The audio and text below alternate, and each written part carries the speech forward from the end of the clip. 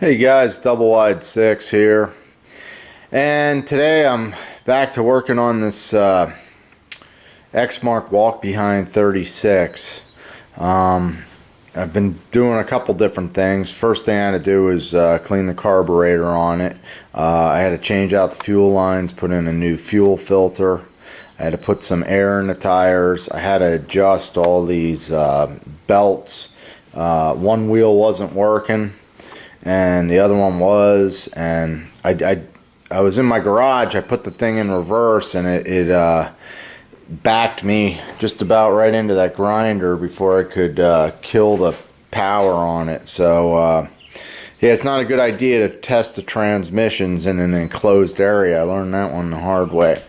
So anyhow, this thing's been running good, and I had it sitting in the garage for about 3 days, and if we take a look underneath, you're going to see there's a lot of oil down there. And I welded up a hitch for that Velke. That's what that thing is. And so all that stuff's working good. I just have this oil leak underneath, so I believe it needs an engine seal, so that's what we're going to do today. So before we do anything, we got to get the oil out of this guy. And the oil on this thing looks like brand new. So looks like Eric just had his oil changed on it before he stored it away. And once again, I'm using my oil extractor, and if you take a look here, you can just see the oil getting sucked right out of there.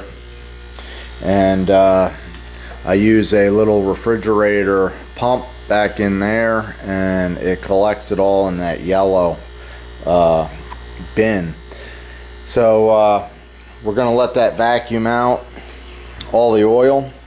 And by the way, I love this oil extractor. I use it all the time. It's been working out excellently for me, and I do have a video on how to make that thing if you're interested, so check out my channel, please. So here's the part that you want. This is the lower engine seal. I'm not sure if it's exactly the same as the upper seal, but part number 92049-2104. It's a Kawasaki part, and it looks like that. I'll put a link on my Amazon channel down below to this part if you need it. So the next step, I'm going to muscle this thing over, and I'm going to keep the carburetor side up. This is a good job to do with the oil out and the fuel tank empty or really low as far as the fuel goes. And also I turned off my fuel shut off.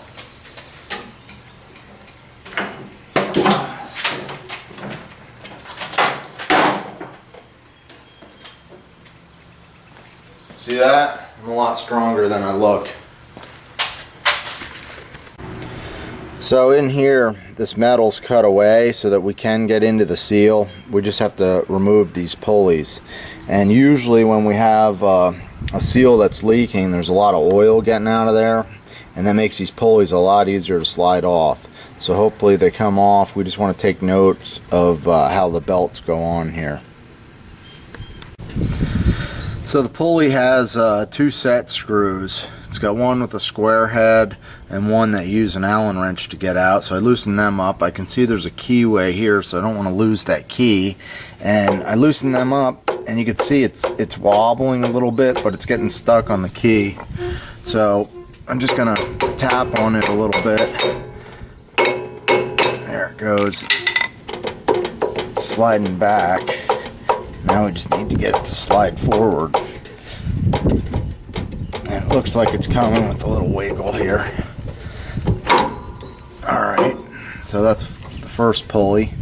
I don't want to lose that key. It looks like that's going to stay in there. And now I'm going to pull out this set screw here. And yeah, it looks like there's only one set screw for whatever reason on that pulley. But you can see there's a lot of oil in here. Even with all the oil on here, this one was seized up pretty good, but I'm using a 2-jaw puller, and I slowly have it moving. So with a little bit of work with this puller, I should be able to work it off of here. So I managed to get that pulley off, and you can see all the oil coming out of that seal, so that's what we got to replace. First thing I'm going to do is clean it up. Alright, so I don't know if you guys can see this, but looking at the old seal here, you can see it's like twisted and not in here right. I'm not sure what happened, and I see screwdriver marks all over it, like someone pounding in with a screwdriver. You really need a nice round pipe or big socket or something to get that in. So this one's definitely damaged. I could tell you know, why it's leaking. So now we got to get that out of there. At least the aluminum around here looks good, so hopefully it will seal up. But I don't know, there's like some nicks. There's a little dent. Up here is a little dent, so hopefully this thing seals. So to get this thing out, I'm just going to take a 3.5-inch drywall screw and try and punch a hole in the old seal.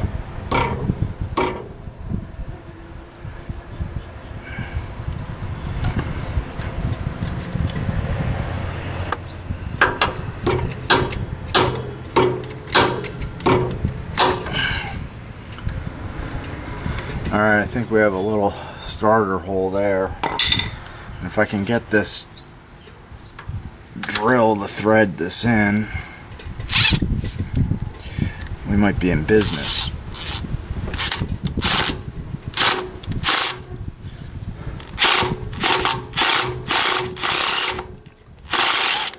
And there we go, our seal's popping right out. So I hit it again with some carb cleaner.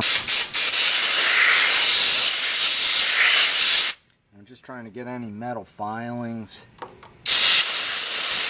debris out of there. Looks like I got it. So to put the new one in, I'm just putting a little grease on the outside of the seal just to help it slide in there a little bit, and I'll actually do the same on the inside just to help it slide on. Then we're going to line this guy up, and you can see that it's already pretty close to fitting on there. Now I don't have a deep socket big enough to do this, so I'm just using a little bit of a PVC pipe.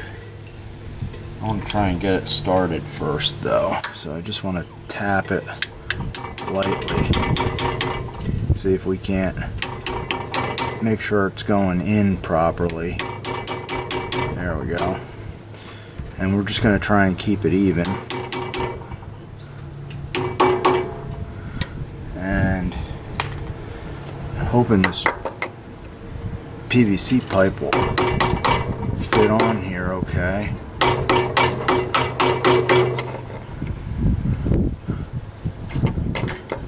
Oh, we definitely have it started. But I'd like to get in there a little deeper. Let me find something else. So I got it in there pretty nice, but I just want to seat it a little bit deeper. And I'm just taking a nice straight drift punch, and I'm just going to work it around. This is much better than a screwdriver. And I'm just going to gradually work it in, because I did see that the aluminum was a little bit chipped up on the one bottom edge from whoever did this last time. So we're just about there. We got everything back together, so now all we have to do is add our oil. It takes about 1.4 liters or 2.96 pints.